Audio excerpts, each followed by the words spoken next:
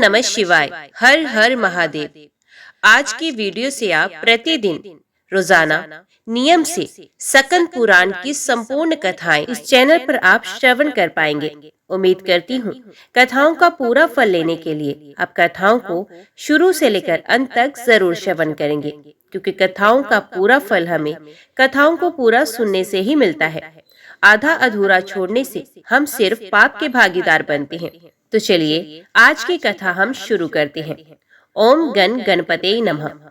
सूत जी कहते हैं, महर्षियों, जो सृष्टि मूल प्रकृति के ज्ञाता तथा इन भावात्मक पदार्थों के दृष्टा हैं, जिन्होंने इस लोक की रचना की है, जो लोक तत्व के ज्ञाता तथा योग वेता है, जिन्होंने योग का आश्रय लेकर संपूर्ण चराचर जीवों की सृष्टि की है, और जो समस्त भूतों तथा अखिल विश्व के स्वामी हैं, उन सच्चिदानंद परमेश्वर को मैं नमस्कार करता हूँ।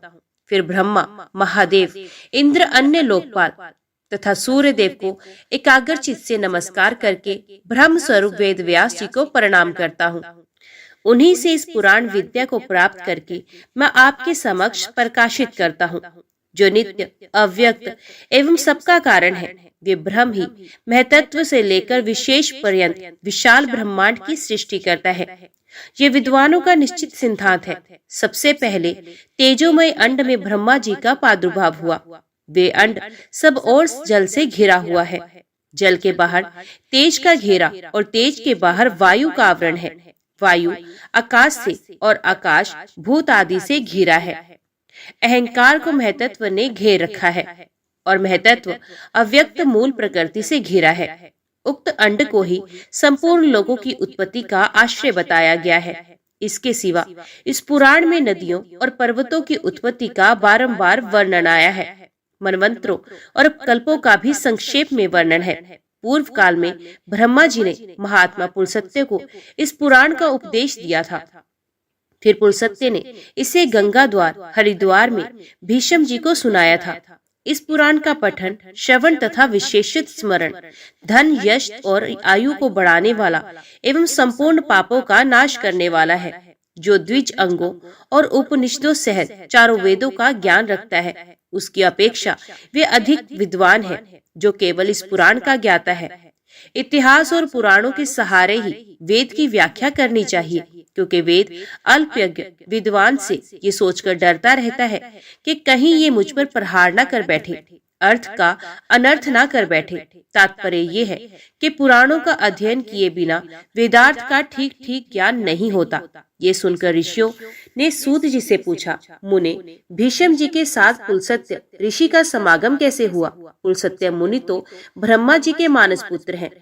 मनुष्यों को उनका दर्शन होना दुर्लभ है। महाभाग, भीष्म जी को जिस स्थान पर और जिस प्रकार पुलस्त्य जी का दर्शन हुआ, वे सब हमें बताइए। सूत जी ने कहा, महात्माओं, साधुओं का हित करने वाले विश्व पावनी महाभागा गंगा जी जहाँ पर्वत मालाओं को भेद कर बड़े वेग से बाहर निकली हैं, वे महान तीर्थ गंगा द्वार के नाम से विख्यात है। पितृभक्त भीष्म जी वही निवास करते थे। वे ज्ञानोपदेश सुनने की इच्छा से बहुत दिनों से महापुरुषों के नियम का पालन करते थे। स्वाध्याय और तर्पण के द्वारा देवताओं और पितरों की तृप्ति तथा अपने शरीर का शोषण करते हुए भीष्म जी के ऊपर भगवान ब्रह्मा बहुत प्रसन्न हुए। वे अपने पुत्र मुनि श्रेष्ठ पुलस्त्य जी से इस प्रकार बोले, बेटा, तुम कुरुवंश का भार वहन करने वाले वीरवर देवव्रत के, जिन्हें भीष्म भी कहते हैं, समीप जाओ। उन्हें तपस्या से निर्वृत्त करो और इसका कारण भी बतलाओ। महाभाग भीष्म अपनी पितृ भक्ति के कारण भगवान का ध्यान करते हुए गंगा द्वार में निवास करते हैं। उनके मन में जो जो कामना हो उसे शीघ्र पूर्ण करो, विलंब नहीं होना चाहिए। पितामह का वचन सुनकर मुनिवर पुलस्त्य जी गंगा द्वार में आए और भीष्म जी से इस प्रकार बोले, वीर, तुम्हारा कल्याण हो। तुम्हारे मन में जो इच्छा हो उसके अनुसार कोई वर मांगो। तुम्हारी तपस्या से साक्षात भगवान ब्रह्मा जी प्रसन्न हुए हैं। उन्होंने ही मुझे यहाँ भेजा है। मैं तुम्हें मनोवांछित वरदान दूंगा। पुलस्त्य जी का वचन मन और कानों को सुख पहुँचाने वाला था। उसे सुनकर भीष्म ने आंखें खोल ली और देखा पुलसत्य जी सामने खड़े हैं। उन्हें देखते ही भीष्म जी उनके चरणों पर गिर पड़े।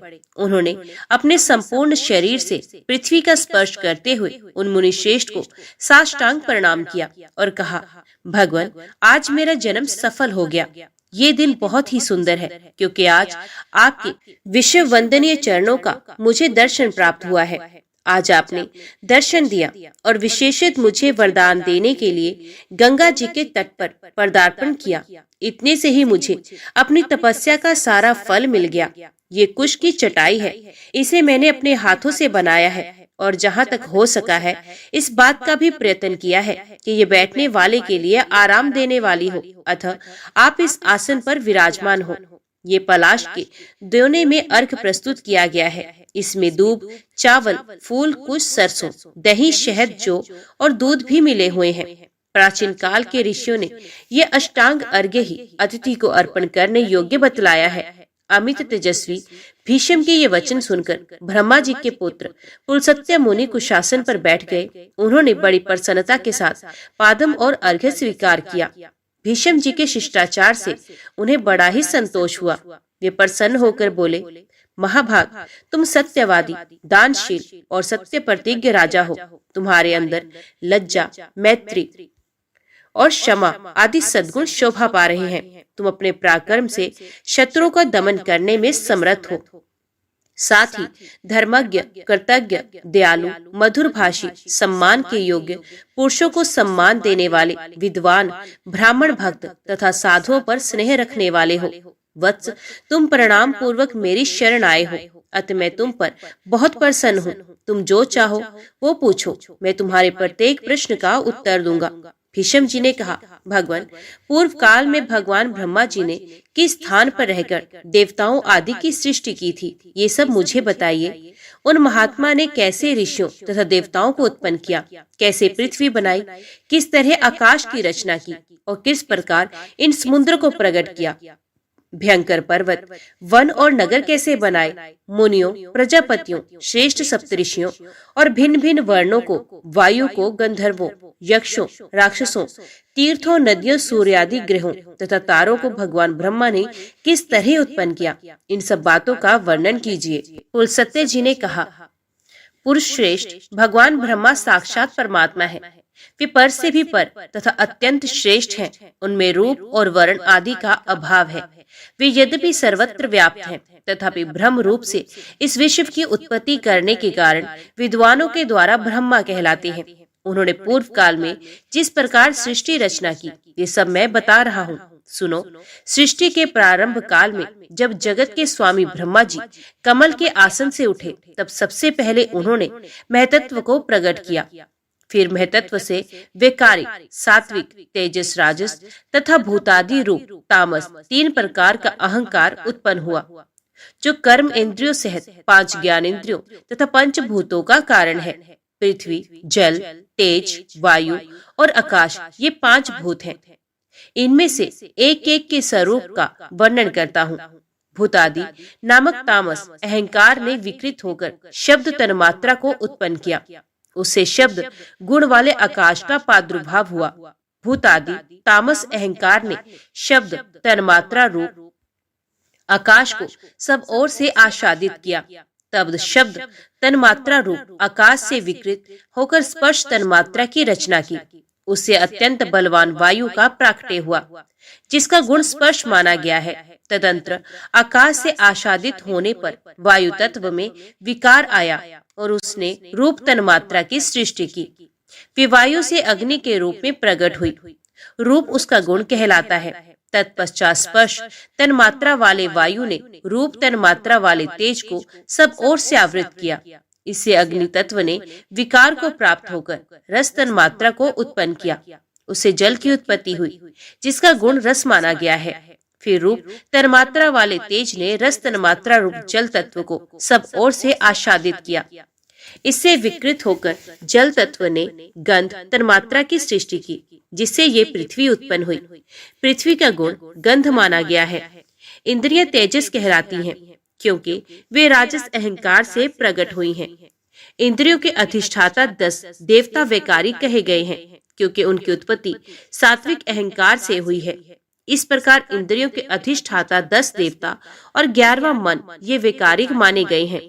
त्वचा, चक्षु, नासिका, जीवा और श्रोत्र ये 5 इंद्रियां शब्द आदि विषयों का अनुभव कराने के साधन हैं। इन पांचों के बुद्धि युक्त अर्थात ज्ञान इंद्रिय कहते हैं। गुदा, उपस्थ, हाथ, पैर और वाक्य ये क्रमश मल त्याग, मैथुन जनित सुख, शिल्प निर्माण, गमन और शब्द उच्चारण इन कर्मों में सहायक हैं। इसलिए इन्हें कर्म इंद्रियां माना गया है। वीर, आकाश, वायु, तेज, जल और पृथ्वी ये क्रमश शब्दादि उत्तरोत्तर गुणों से युक्त हैं, अर्थात आकाश का गुण शब्द, वायु के गुण शब्द और स्पर्श, तेज के गुण शब्द, स्पर्श और रूप, जल के शब्द, स्पर्श, रूप और रस तथा पृथ्वी के शब्द, स्पर्श, रूप, रस एवं गंध ये सभी गुण हैं। उक्त पांचों भूत शांत, घोर और मूढ़ हैं, अर्थात सुख, दुख और मोह से युक्त हैं, अतः ये विशेष कहलाते हैं। ये पांचों भूत अलग अलग रहने पर भिन्न भिन्न प्रकार की शक्तियों से संपन्न हैं, अतः परस्पर संगठित हुए बिना, पूर्णता मिले बिना ये प्रजा की सृष्टि करने में समर्थ ना हो सके। इसलिए परम पुरुष परमात्मा ने संकल्प के द्वारा इनमें प्रवेश किया। फिर तो महतत्व से लेकर विशेष पर्यंत सभी तत्व पुरुष द्वारा अधिष्ठित होने के कारण पूर्ण रूप से एक तत्व को प्राप्त हुए। इस प्रकार परस्पर मिलकर तथा एक दूसरे का आश्रय ले उन्होंने अंड की उत्पत्ति की। भीष्म जी उस अंड में ही पर्वत और द्वीप आदि के सहित समुद्रों, ग्रह और तारों सहित संपूर्ण लोक तथा देवता, असुर और मनुष्यों सहित समस्त प्राणी उत्पन्न हुए। वे अंड पूर्व की अपेक्षा 10 गुने अधिक जल, अग्नि, वायु, आकाश और भूतादि अर्थात तामस अहंकार से आवृत है। भूतादि महतत्व से घिरा है तथा इन सबके सहित महतत्व भी अव्यक्त, प्रधान या मूल प्रकृति के द्वारा आवृत है। भगवान विष्णु स्वयं ही ब्रह्मा होकर संसार की सृष्टि में प्रवृत्त होते हैं तथा जब तक कल्प की स्थिति बनी रहती है तब तक वे ही युग युग में अवतार धारण करके समूची सृष्टि की रक्षा करते हैं। वे विष्णु सत्वगुण धारण करते हैं, उनके पराक्रम की कोई सीमा नहीं। राजेंद्र, जब कल्प का अंत होता है तब वे ही अपना तम प्रधान रौद्र रूप प्रकट करते हैं और अत्यंत भयानक आकार धारण करके संपूर्ण प्राणियों का संहार करते हैं। इस प्रकार सब भूतों का नाश करके संसार को एक कारणव के जल में निमग्न कर वे सर्वरूपधारी भगवान स्वयं शेषनाग की छैया पर शयन करते हैं। फिर जागने पर ब्रह्मा का रूप धारण करके वे नए सिरे से संसार की सृष्टि करने लगते हैं। इस तरह एक ही भगवान जनार्दन सृष्टि, पालन और संहार करने के कारण ब्रह्मा, विष्णु तथा शिव नाम धारण करते हैं। वे प्रभु सृष्टा होकर स्वयं अपनी ही सृष्टि करते हैं, पालक होकर पालनीय रूप से अपना ही पालन करते हैं और संहारकारी होकर स्वयं अपना ही संहार करते हैं। पृथ्वी, जल, तेज, वायु और आकाश सब वे ही हैं, क्योंकि अविनाशी विष्णु ही सब भूतों के ईश्वर और विश्व रूप हैं। इसलिए प्राणियों में स्थित सर्ग आदि भी उन्हों के सहायक हैं। कुल सत्य जी कहते हैं, राजन, ब्रह्मा जी सर्वज्ञ एवं साक्षात नारायण के स्वरूप हैं। वे उपचार से, आरोप द्वारा ही उत्पन्न हुए हैं। वास्तव में तो वे नित्य ही हैं। अपने निजी मान से उनकी आयु 100 वर्ष की मानी गई है। ये ब्रह्मा जी की आयु पर कहलाती है। उसके आधे भाग को प्रार्थ कहते हैं। 15 निमेष की एक काष्ठा होती है। 30 काष्ठाओं की एक कला और 30 कलाओं का एक मुहूर्त होता है। 30 मुहूर्तों की काल को मनुष्य का एक दिन रात माना गया है। 30 दिन रात का मास होता है। एक मास में 2 पक्ष होते हैं। 6 महीनों का एक अयन और 2 अयनों का एक वर्ष होता है। अयन 2 हैं, दक्षिणायन और उत्तरायण। दक्षिणायन देवताओं की रात्रि है और उत्तरायण उनका दिन है। देवताओं के 12,000 वर्षों के 4 युग होते हैं, जो क्रमश सतयुग, त्रेता, द्वापर और कलयुग के नाम से प्रसिद्ध हैं। अब इन युगों का वर्ष विभाग सुनो।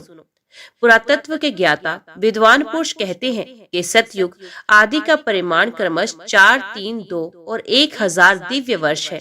प्रत्येक युग के आरंभ में उतने ही 100 वर्षों की संध्या कही जाती है और युग के अंत में संध्यांश होता है।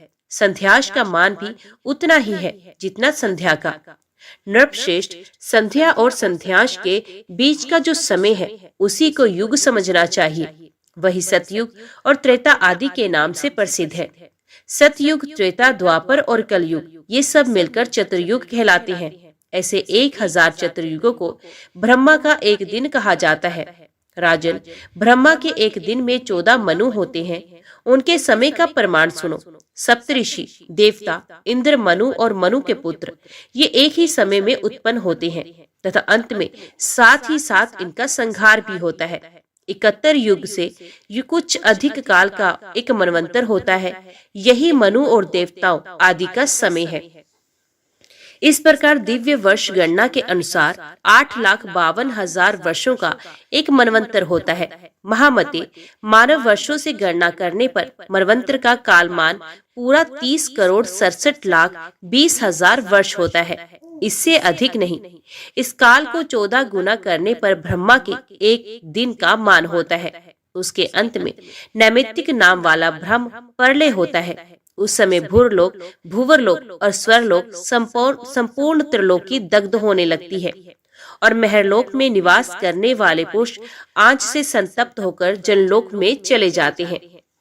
दिन के बराबर ही अपनी रात बीत जाने पर ब्रह्मा जी पुण्य संसार की सृष्टि करते हैं।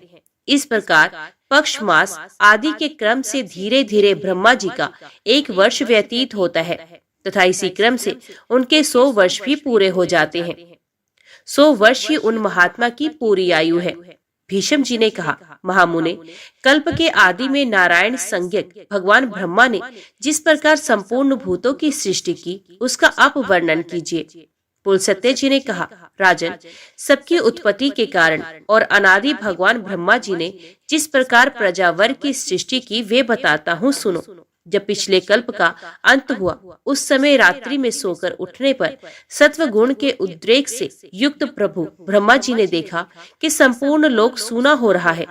तब उन्होंने ये जानकर के पृथ्वी एकार्णव के जल में डूब गई है और इस समय पानी के भीतर ही स्थित है, उसको निकालने की इच्छा से कुछ देर तक विचार किया।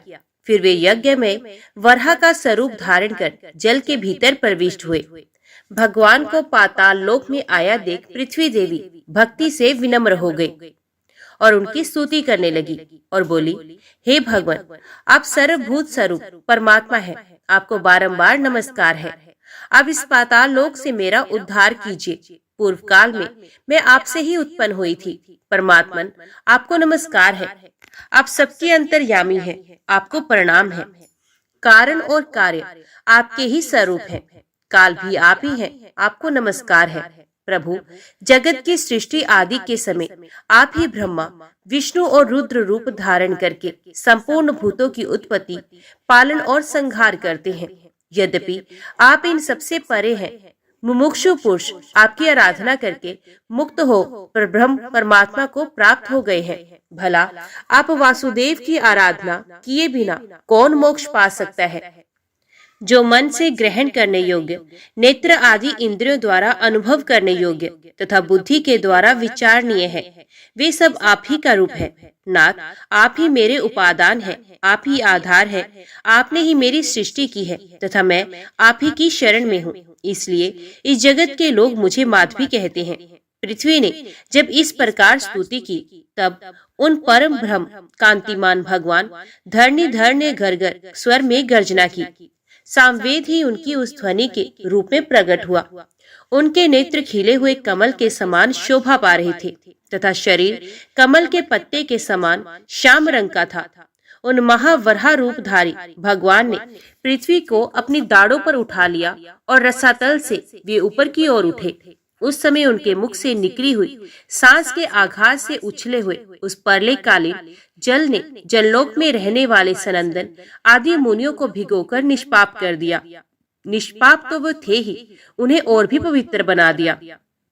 भगवान महावराह का उदर जल से भीगा हुआ था। जिस समय वे अपने वेदमय शरीर को कंपाते हुए पृथ्वी को लेकर उठने लगे, उसी समय आकाश में स्थित महर्षि गण उनकी स्तुति करने लगे। ऋषियों ने कहा, जनेश्वरों के भी परमेश्वर केशव आप सबके प्रभु हैं। गदा, शंख, उत्तम खड़ग और चक्र धारण करने वाले हैं।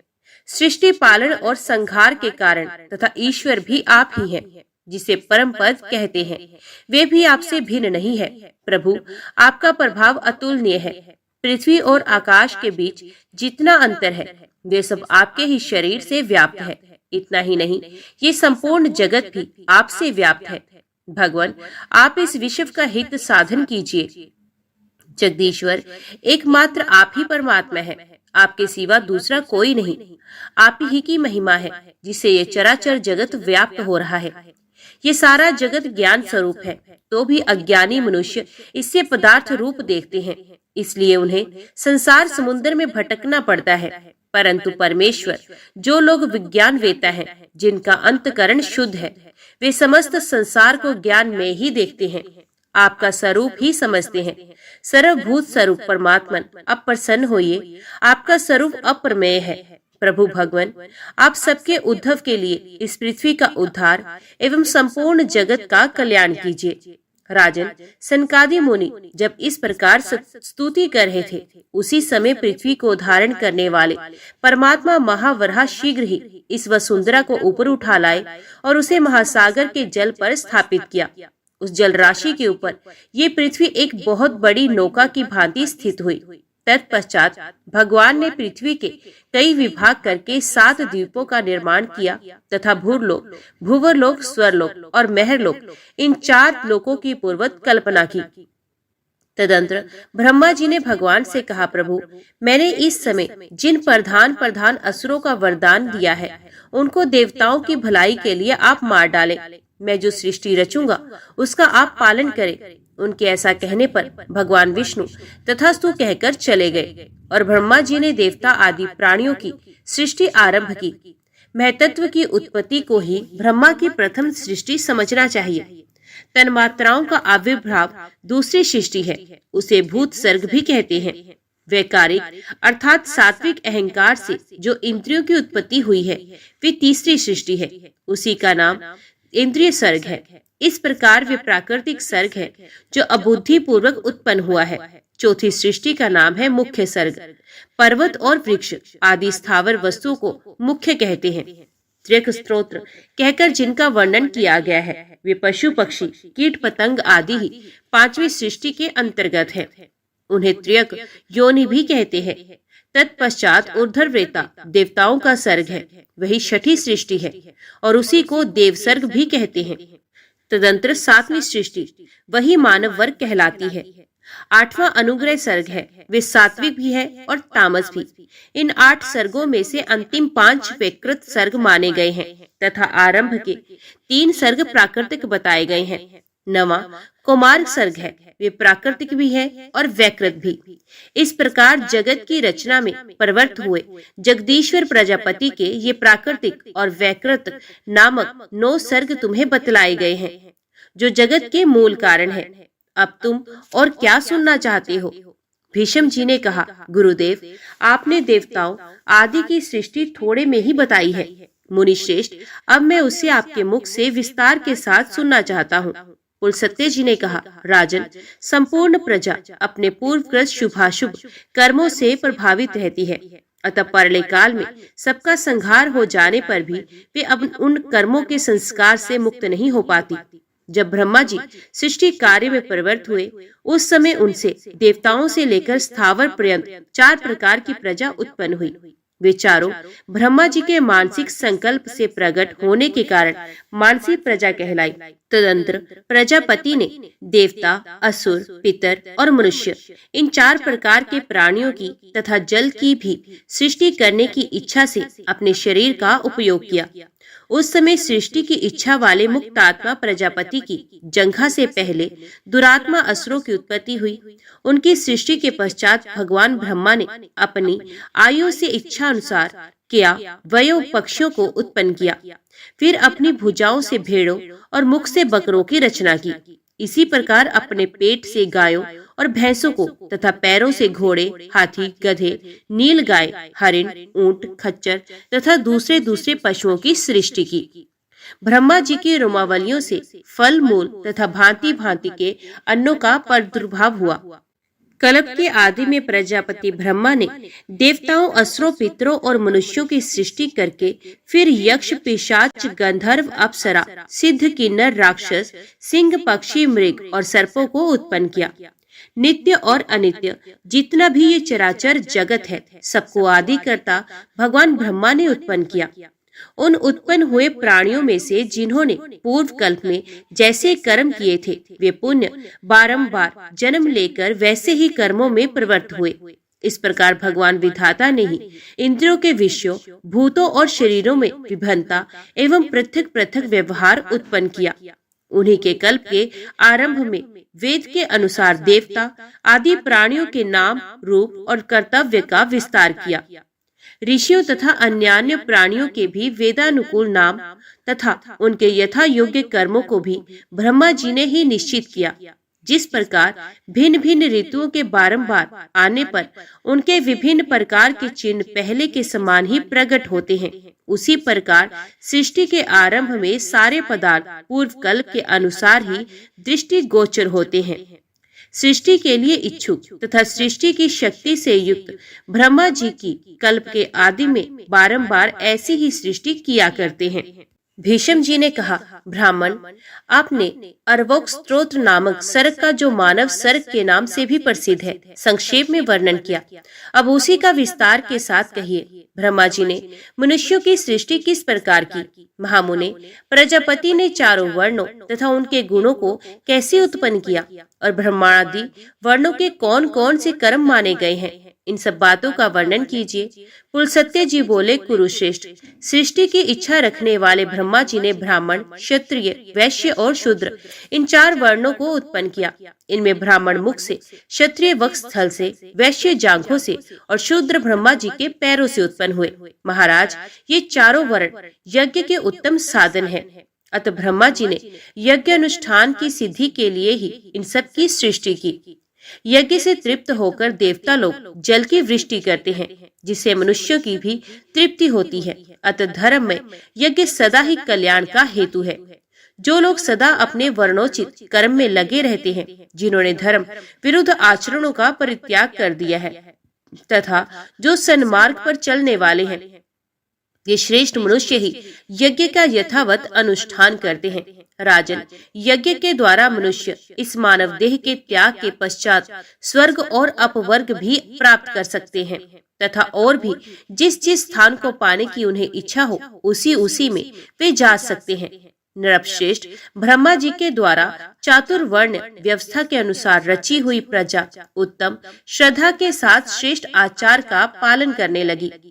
वे इच्छा अनुसार जहाँ चाहती रहती थी, उसे किसी प्रकार की बाधा नहीं सताती थी। समस्त प्रजा का अंतकरण शुद्ध था। वे स्वभाव से ही परम पवित्र थी। धर्म अनुष्ठान के कारण उसकी पवित्रता और भी बढ़ गई थी। प्रजाओं के पवित्र अंतकरण में भगवान श्री हरि का निवास होने के कारण सबको शुद्ध ज्ञान प्राप्त होता था, जिससे सब लोग श्री हरि के परब्रह्म नामक परम पद का साक्षात्कार कर लेते थे। तदंतर प्रजा जीविका के साधन, उद्योग, धंधे और खेती आदि का काम करने लगी। राजन, धान, जौ, गेहूं, छोटे धान्य, तिल, कंगनी, जवार, कोदो, चेना, उड़द, मूंग, मसूर, मटर, कुल्थी, अरहर, चना और सन, ये 17 ग्रामीण अन्नों की जातियां हैं। ग्रामीण और जंगली दोनों प्रकार के मिलाकर 14 अन्न यज्ञ के उपयोग में आने वाले माने गए हैं। उनके नाम ये हैं: धान, जौ, उड़द, गेहूं, महीन धान्य, तिल, 7वीं कंगनी और 8वीं कुल्थी, ये ग्रामीण अन्न है तथा सवा, तिन्नी का चावल, जरतिल, गवेधु, वेणु और मक्का, ये 6 जंगली अन्न है। ये 14 अन्न यज्ञ अनुष्ठान की सामग्री है तथा यज्ञ ही इनकी उत्पत्ति का प्रधान हेतु है। यज्ञ के साथ ये अन्न प्रजा की उत्पत्ति और वृद्धि के परम कारण है। इसलिए इहलोक और परलोक के ज्ञाता विद्वान पुरुष इन्हीं के द्वारा यज्ञों का अनुष्ठान करते रहते हैं। नृपश्रेष्ठ, प्रतिदिन किए जाने वाला यज्ञ अनुष्ठान मनुष्य का परम उपकारक तथा उन्हें शांति प्रदान करने वाला है। कृषि आदि जीविका के साधनों के सिद्ध हो जाने पर प्रजापति ने प्रजा के स्थान और गुणों के अनुसार उनमें धर्म मर्यादा की स्थापना की। फिर वर्ण और आश्रमों के पृथक पृथक धर्म निश्चित किए गए तथा सब धर्म का भलीभांति पालन करने वाले सभी वर्णों के लिए पुण्यमय लोगों की रचना की गई। योगियों को अमृत स्वरूप ब्रह्मधाम की प्राप्ति होती है, जो परम पद माना गया है। जो योगी सदा एकांत में रहकर यत्न पूर्वक ध्यान में लगे रहते हैं, उन्हें वे उत्कृष्ट पद प्राप्त होता है, जिसका ज्ञानी जन ही साक्षात्कार कर पाते हैं। तामिस्त्र, अंधतामिस्त्र, महारौरव, रौरव, घोर, अस्पत्रवन, कालसूत्र और अविचिमान आदि जो नरक हैं, वे वेदों की निंदा, यज्ञों का उच्छेद तथा और धर्म का परित्याग करने वाले पुरुषों के स्थान बताए गए हैं। ब्रह्मा जी ने पहले मन के संकल्प से ही चराचर प्राणियों की सृष्टि की, किंतु जब इस प्रकार उनकी सारी प्रजा अधिक ना बढ़ सकी, तब उन्होंने अपने ही सदृश अन्य मानस पुत्रों को उत्पन्न किया। उनके नाम है भृगु, पुलह, कृतु, अंगिरा, मरीचि, दक्ष, अत्रि और वशिष्ठ। पुराणों में ये 9 ब्रह्म निश्चित किए गए हैं। इन भृगु आदि के ये पहले जिन सनंदन आदि पुत्रों को ब्रह्मा जी ने जन्म दिया था, उनके मन में पुत्र उत्पन्न करने की इच्छा नहीं हुई, इसलिए वे सृष्टि रचना के कार्य में नहीं फंसे। उन सबको संभावत विज्ञान की प्राप्ति हो गई थी। वे मात्सर्य आदि दोषों से रहित और वितराग थे। इस प्रकार संसार की सृष्टि के कार्य से उनके उदासीन हो जाने पर महात्मा ब्रह्मा जी को महान क्रोध हुआ। उनकी बोहें तन गई और ललाट क्रोध से उद्युक्त हो गया। इसी समय उनके ललाट से मध्याह्न कालीन सूर्य के समान तेजस्वी रुद्र प्रकट हुए। उनका आधा शरीर स्त्री का था और आधा पुरुष का। वे बड़े ही प्रचंड थे और उनका शरीर बड़ा विशाल था।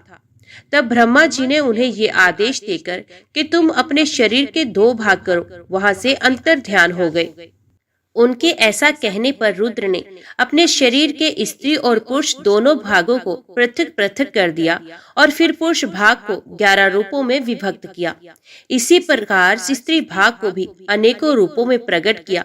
स्त्री और पुरुष दोनों भागों के वे भिन्न भिन्न रूप सौम्य, क्रूर, शांत, श्याम और गौर आदि नाना प्रकार के थे।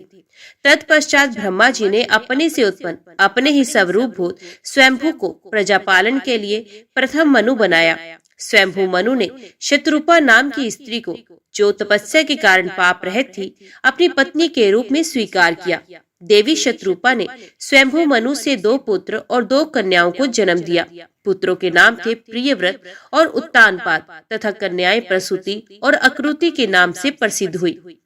मनु ने प्रसूति का विवाह दक्ष के साथ और अकुति का विवाह रुचि प्रजापति के साथ कर दिया। दक्ष ने प्रसूति के गर्भ से 24 कन्याएं उत्पन्न की। उनके नाम है श्रद्धा, लक्ष्मी, धृति, पुष्टि, तुष्टि, मेधा, क्रिया, बुद्धि, लज्जा, वपु, शांति, सिद्धि और 13वीं कीर्ति। इन दक्ष कन्याओं को भगवान धर्म ने अपनी पत्नियों के रूप में ग्रहण किया। इनसे छोटी 11 कन्याएं और थी, जो ख्याति, सती, संभूति, स्मृति, प्रीति, क्षमा, सनति, अनुसूया, ऊर्जा, स्वाहा और स्वधा नाम से प्रसिद्ध हुई। नृपश्रेष्ठ इन ख्याति आदि कन्याओं को क्रमश भृगु, शिव, मरीचि, अंगिरा और मैंने, पुलस्त्य तथा पुल्य, क्रतु, अत्रि, वशिष्ठ, अग्नि तथा पितरों ने ग्रहण किया। श्रद्धा ने काम को, लक्ष्मी ने दर्प को, धृति ने नियम को, तुष्टि ने संतोष को और पुष्टि ने लोभ को जन्म दिया। मेधा ने श्रुत को, क्रिया ने दंड, नय और विनय को, बुद्धि ने बोध को, लज्जा ने विनय को, वपु ने अपने पुत्र व्यवसाय को, शांति ने क्षेम को, सिद्धि ने सुख को और कीर्ति ने यश को उत्पन्न किया। यही धर्म के पुत्र हैं। काम से उसकी पत्नी नंदी ने हर्ष नामक पुत्र को जन्म दिया। वे धर्म का पुत्र था। भृगु की पत्नी ख्याति ने लक्ष्मी को जन्म दिया, जो देवाधिदेव भगवान नारायण की पत्नी है। भगवान रुद्र ने दक्ष सुता सती को पत्नी रूप में ग्रहण किया, जिन्होंने अपने पिता पर खींचकर शरीर त्याग दिया। अधर्म की स्त्री का नाम हिंसा है। उससे अनर्थ नामक पुत्र और निर्कृति नाम वाली कन्या की उत्पत्ति हुई। फिर उन दोनों ने भय और नरक नामक पुत्र और माया तथा वेदना नाम की कन्याओं को उत्पन्न किया। माया भय की और वेदना नरक की पत्नी हुई।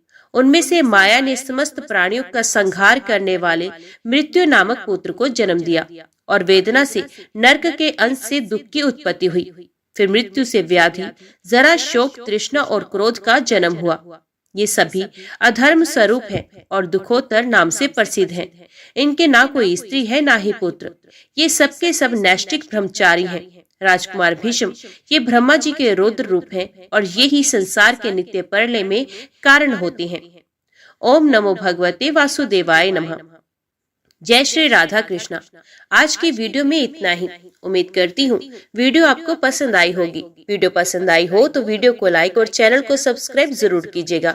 जय श्री हरि लिखकर कमेंट बॉक्स में अपनी हाजिरी और अपने सुझाव देना ना भूलेगा। तो मिलते हैं अगली कथा अगले अध्याय के साथ। तब तक के लिए देखते व सुनते रहिए। जय मां कंज, जय माता दी।